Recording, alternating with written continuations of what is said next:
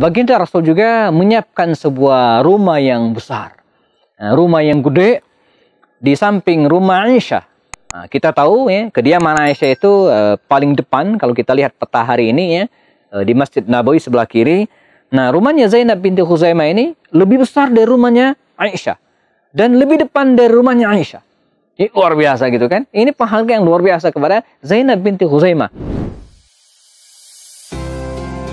Bersama kami belajar Sirah Nabawiyah untuk memahami sejarah hidup Rasulullah SAW dan para sahabat melalui video-video pendek, diskusi dengan para tokoh dan pakar lewat program Kelas Kupas lewat obrolan santai.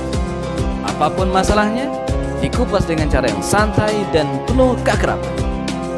Bersama kami juga menelaah kitab-kitab induk dan referensi terpercaya, menelisik hikmah, merangkai makna, lalu menuangkannya dalam karya tulis. Assalamualaikum warahmatullahi wabarakatuh. Alhamdulillahi rabbil alamin, wa bihi nasta'in ala umur dunya waddin. Asyhadu an la ilaha illallah, asyhadu anna Muhammadan abduhu wa rasuluhu la nabiyya ba'dah. Kita masih di program serial video pendek wanita-wanita inspiratif dalam sejarah. Dan kita akan bicara tentang seorang wanita yang betul-betul memberikan inspirasi kepada kita. Walaupun usianya sangat-sangat pendek, hanya 30 tahun, bahkan tidak sampai 30 tahun.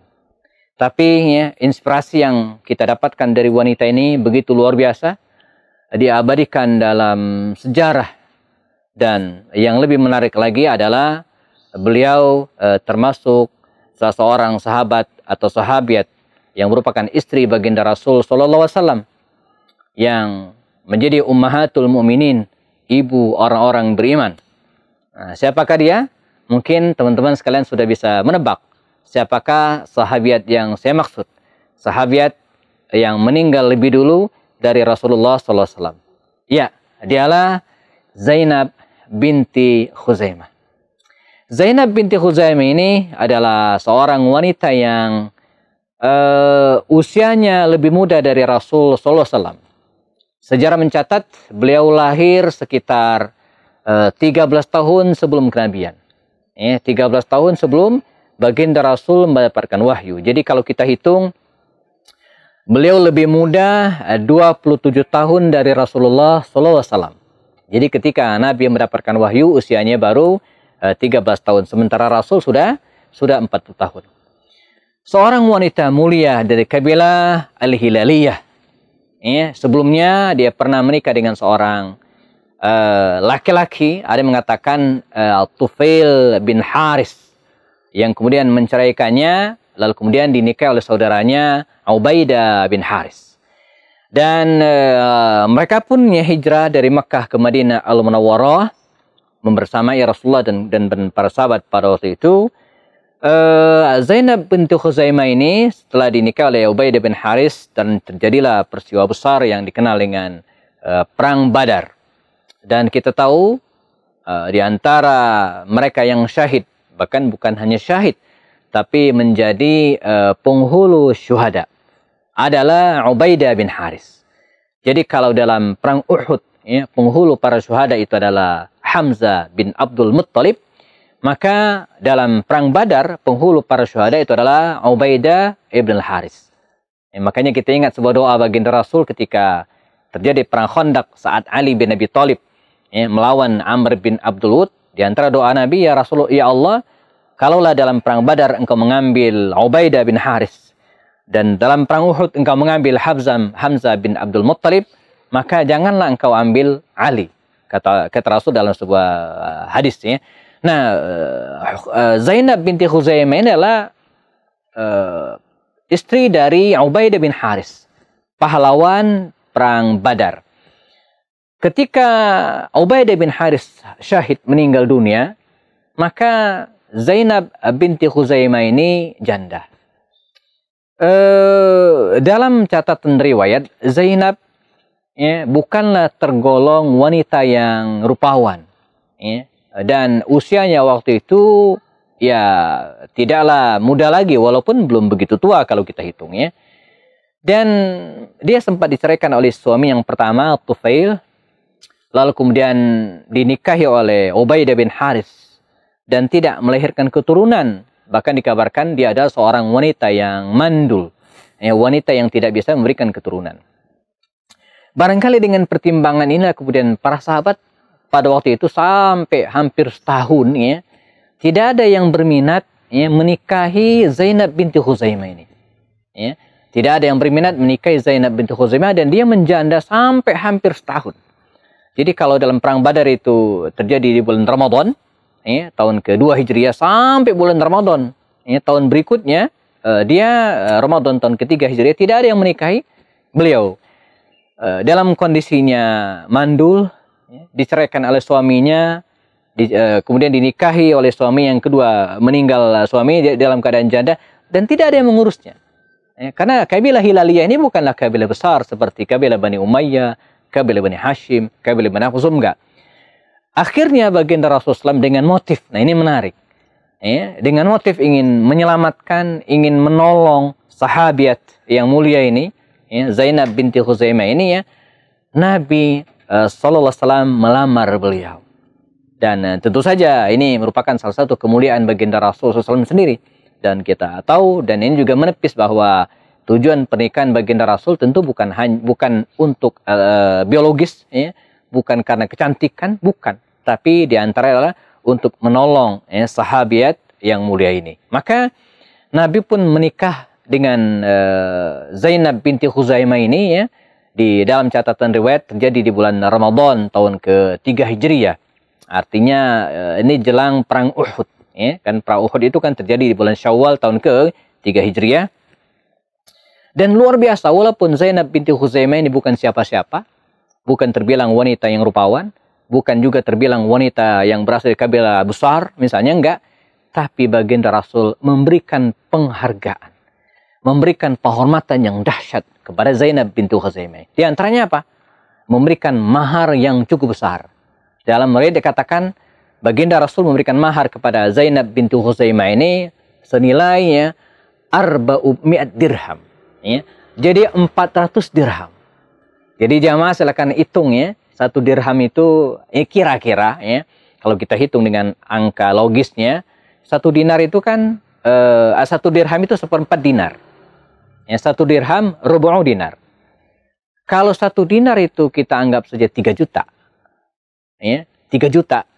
Artinya mahar Nabi itu 1/4 dinar itu 750.000 dikali 400. Ya, jadi 4 kali 7,5, hampir 300 juta. Angka yang sangat besar. Ya, angka yang cukup besar. Tapi demikianlah Rasulullah, beliau menikahi Zainab binti Khuzaimah ini bukan hanya dengan memberikan mahar yang besar, tapi juga menyiapkan rumah. Nah, bagaimana kisah selanjutnya pernikahan antara Rasulullah dengan Zainab binti Khuzaimah ini? Apa yang kemudian terjadi dalam pernikahan mereka yang mulia ini? Kita akan bahas setelah yang berikut ini.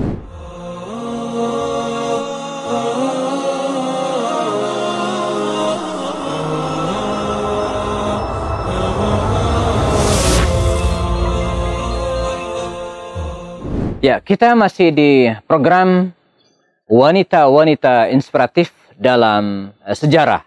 Kita bicara tentang Zainab binti Khuzaimah.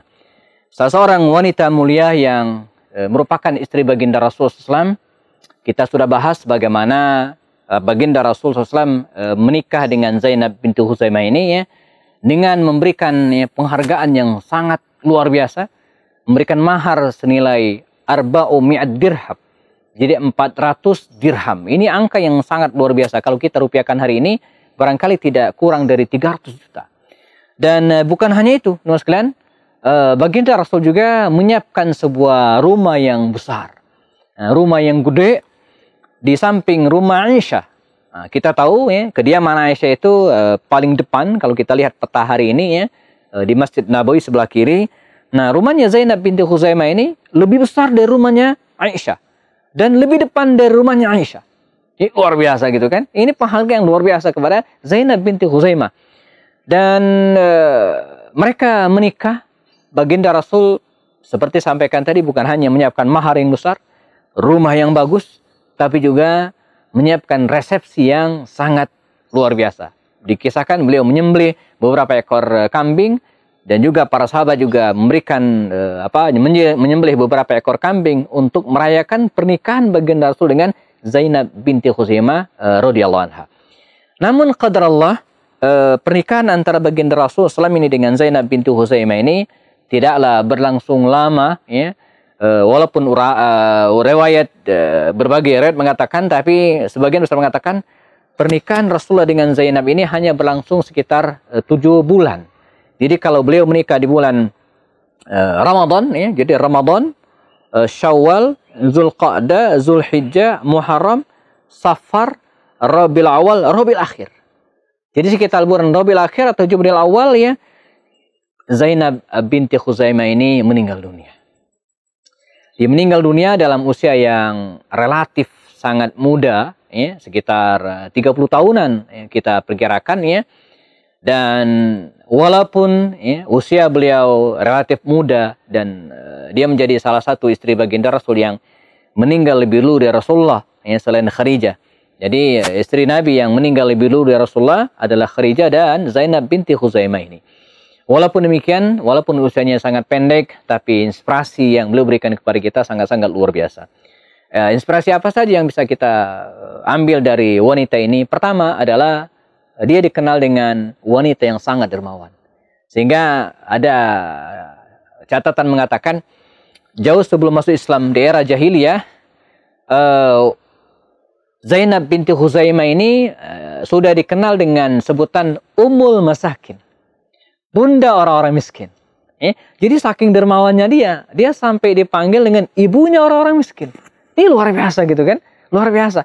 Emaknya orang-orang miskin. Kalau di kita ada ibu kosan gitu kan, ibu kontrak. Ini enggak, ibu orang-orang miskin. Dan ini tidak diubah, ya, diganti oleh Rasul dan para sahabat. Ketika dia masuk Islam, julukan itu tetap melekat kepada Zainab binti Khuzaimah. Dan ini jarang. Biasanya baginda Rasul kalau punya beberapa orang sahabat, misalnya yang punya julukan di masa jahiliyah, diganti di masa Islam. Ini tidak. Jadi salah satu julukan istri beliau yang dari zaman jahiliyah melekat pada dirinya sampai kemudian masuk Islam adalah julukan untuk Zainab binti Khuzaimah. Julukannya apa? Ummu al-Masakin. Ibunya orang-orang miskin. Saking seringnya dia menyantuni orang-orang fakir miskin. Satu. Kemudian hikmah yang berikutnya adalah usianya pendek. Dan yang dihitung oleh Allah SWT dalam kehidupan ini, ya, bukan panjangnya usia, tapi sebesar apa manfaat dan inspirasi yang kita bisa berikan kepada orang lain. Maka kalau kita hitung, ya, usia umat Rasulullah itu SAW tidaklah panjang. Kata Rasulullah SAW, "A'mar ummati baina 60 wa 70 sana." Umur umatku antara 60 sampai 70 tahun. Enggak panjang. Para sahabat Nabi juga demikian. Abu Bakar Siddiq sekitar 63 tahun. Umar juga segitu. Ya. Ali juga demikian. Utsman mungkin agak tinggi, agak panjang usianya. Tapi sisanya Khalid bin Walid 57 tahun. Bahkan para ulama, Imam Asy-Syafi'i tidak sampai 60 tahun ketika meninggal. Imam An-Nawawi 45 tahun sekian usianya ketika meninggal. Tapi yang kita dapatkan dari para sahabat, para sahabiat, para ulama tadi, walaupun usia mereka pendek, namun warisan yang diberikan kepada kita, inspirasi yang diberikan kepada kita itu luar biasa. Termasuk diantaranya inspirasi dari Zainab binti Khuzaimah, bahwa beliau sebagai orang yang sangat dermawan sampai dijuluki dengan Ummu al-Masakin. Saya kira ini menarik untuk kita teladani, khususnya bagi para ibu, teman-teman sekalian yang akhwat muslimah sekalian, ya. Ayo, siapa yang siap menjadi ibu orang-orang miskin? Ummahat atau Ummu al-Masakin, emaknya orang-orang miskin. Dan teladan yang berikutnya, ini kemuliaan seorang sahabiah. Walaupun usia pernikahannya dengan baginda Rasul hanya 7 bulan, sangat sedikit, 7 bulan. Tapi disinilah kemuliaannya. Beliau menjadi istri baginda Rasul SAW di dunia dan di akhirat. Mengapa? Karena Imam Ibnu Qudamah mengatakan seorang wanita yang menikah berkali-kali dengan laki-laki, misalnya, ya, karena dicerai atau kemudian meninggal dan seterusnya, ya, maka di akhir nanti insya Allah dia akan bertemu, ya, akan bersama dengan laki-laki terakhir yang menikahinya. Ya. Nah, kalaulah Zainab binti Khuzaimah ini dulu pernah menikah dengan Tufail bin Haris, lalu kemudian Ubaidah bin Haris, tapi di akhirat nanti insya Allah dengan izin Allah, dia akan bersama dengan baginda Rasul SAW. Mengapa? Karena Nabi Muhammad adalah suami terakhir bagi Zainab binti Khuzaimah sebelum dia meninggal dunia. Nah, inilah hikmahnya mengapa para istri Nabi SAW selepas Nabi meninggal dunia, mereka tidak pernah dinikahi oleh seorang pun. Walaupun mungkin usia mereka masih muda. Seperti Aisyah, seperti Hafsah, seperti Maria Al-Qibtiyah, seperti Sofia binti Huyai. Ini kan istri-istri Nabi yang ketika Nabi wafat, ketika mereka ditinggal oleh Rasulullah, usia mereka relatif pendek. Tapi tidak dinikahi oleh siapapun. Mereka adalah ummahatul mu'minin. Tidak boleh dinikahi oleh siapapun. Hikmahnya apa? Supaya nanti di akhirat, para wanita mulia ini ya, membersamai baginda Rasul SAW di surganya. Terakhir hikmah yang bisa kita ambil dari sahabiah ini adalah bagaimana baginda Rasul memberikan penghormatan yang dahsyat kepada beliau.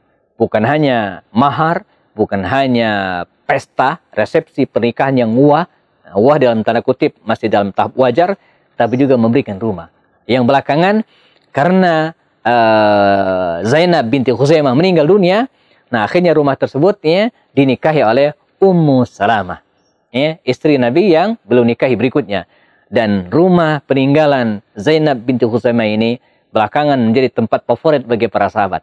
Ya, karena posisi yang strategis di depan, paling depan dari Masjid Nabawi, sangat relatif besar dari rumah yang lainnya, juga punya teras di depannya, maka Nabi dan para sahabatnya sering kongko, sering ngobrol-ngobrol di rumah peninggalan Zainab binti Khuzaimah. Jadi dahsyat, luar biasa ya. Seorang sahabat, walaupun usianya pendek, kebersamaan dengan Rasulullah juga pendek, tapi dia termasuk wanita yang memberikan inspirasi yang luar biasa kepada kita. Semoga ya, akan lahir Zainab binti Khuzaimah yang lainnya di negeri ini, dan negeri-negeri musliminnya, kita berharap akan lahirnya ummahatu al-masakin, ibu-ibu orang-orang miskin yang bisa memberikan bantuan kepada orang-orang yang membutuhkan. Kita bertemu lagi dalam seri berikutnya. Tetap bersama kami dalam program Wanita-Wanita Inspiratif dalam Sejarah. Bersama saya Happy Andi Bastoni. Assalamualaikum warahmatullahi wabarakatuh.